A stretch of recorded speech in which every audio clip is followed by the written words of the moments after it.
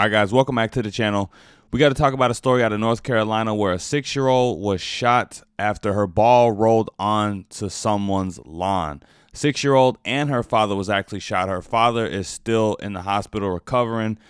Now, unless you've been living under a rock, we've all heard of Ralph Yarl, the 16-year-old black boy who was shot after ringing the wrong doorbell, showing up to the wrong address, trying to pick up his siblings.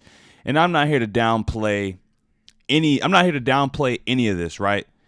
But we all know that there's a racial component behind the Ralph Yarl story that makes it so popular. It's the fact that a white man shot a 16-year-old black teenager. That fits the racial narrative that the media wants to push so that they can further divide the country. Now, in this story, you have a black man who shot a 6-year-old girl and her father, all because her ball rolled on his lawn. It happened in the daytime, and unlike the Ralph Yarl situation, the details behind this incident are clear, cut, and dry. We know exactly what happened. However, because this doesn't fit the racial narrative that the mainstream media loves to push, a lot of people haven't heard about it. A lot of people will not hear about it. So that's why I want to bring it to everybody's attention, especially during a time like this when it seems like, you know, they use these incidents to just further divide the country at every opportunity they get. So we're about to get into this. Don't forget to like, comment, share, and subscribe while we're watching. Now let's roll it. Police in Gaston County are looking for a man who they say shot this 6-year-old girl and 2 other people.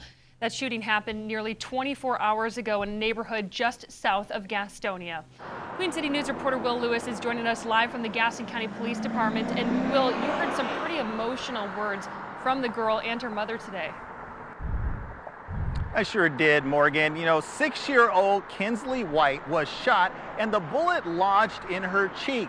Now, her mother says she's thankful that her daughter is at home, but the child's father is still in the hospital listed in stable condition, and the family is waiting to see him.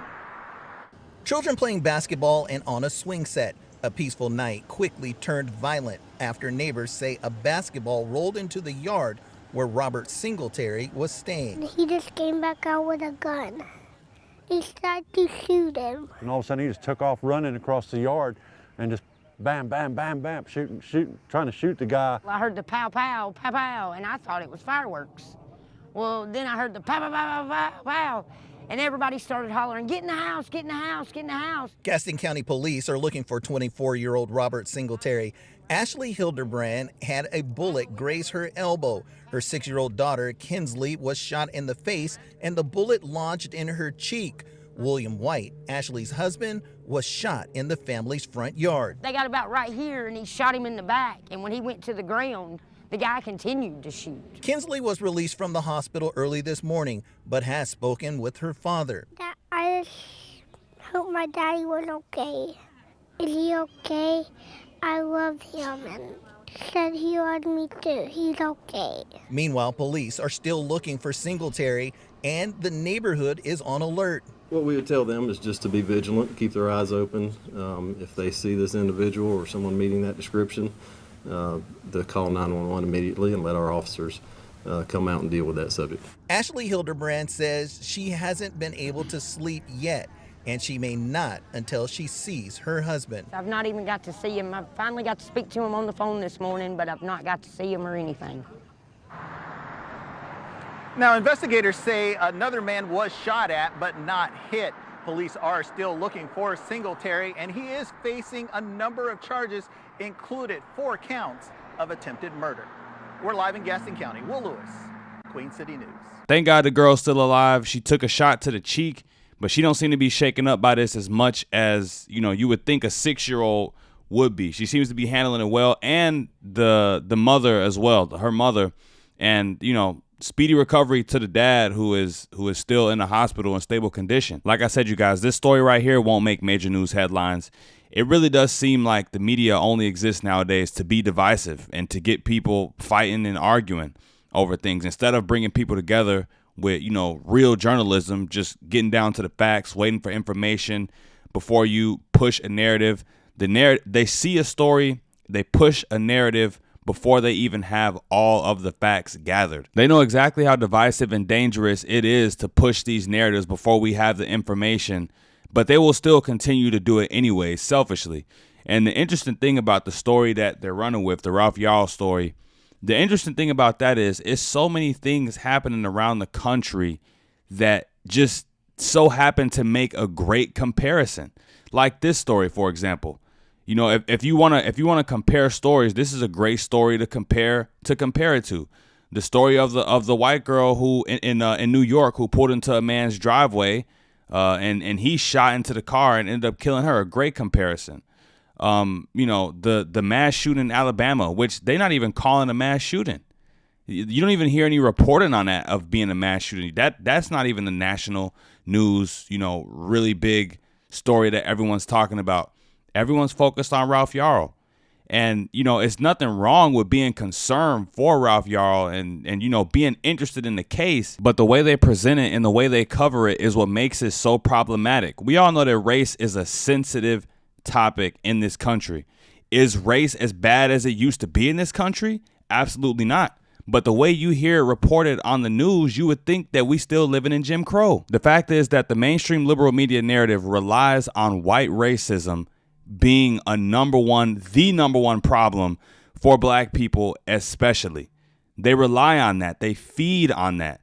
That's why when you have an incident like the Ralph Yarl incident where a white man does something to a black person, it is the number one news story in the nation. However, on that same day or in that same week, you can have 10 or 20 black people killed at the hands of other black people, but the news will still try to push a narrative that the biggest issue we face, the most dangerous threat that this country faces, or that black people face, are white supremacists and racist white people. The reality is the fear of violence that most black people have to worry about in this country is not coming from white people, is not coming from white supremacists and Klan members and, you know, and right-wing extremists. It's coming from other black people. But if you watch too much CNN or MSNBC, you'll think the biggest violent threat that black people face in this country is white supremacists. And we always quick to call violence done from a white person onto a black person racism before we even know anything. But when it happens in reverse, we don't even want to talk about that. This little girl and her dad was shot after her ball rolled onto a black dude's lawn.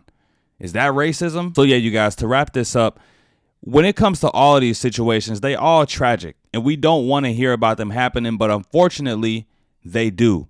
However, there are a lot of people in this country that sees what's going on with the media, and we notice how the media is trying to divide people on a daily basis and reporting on things in a way that just isn't always factually correct and jumping to conclusions, you know, making your own narratives about things before we even know all of the facts behind a story or behind an incident. There are instances when violence happens between two different races and it is hate, and you could clearly tell it is hate from the video that was captured of it. But there are also times when things just happen and the race between individuals involved is not as significant as the mainstream media would like it to be.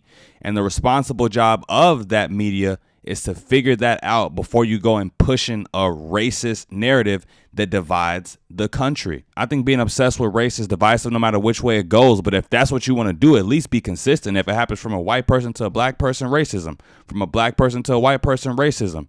However, I think we need to just start classifying everything, you know, that we see as hateful. And if it's hateful, it's hateful.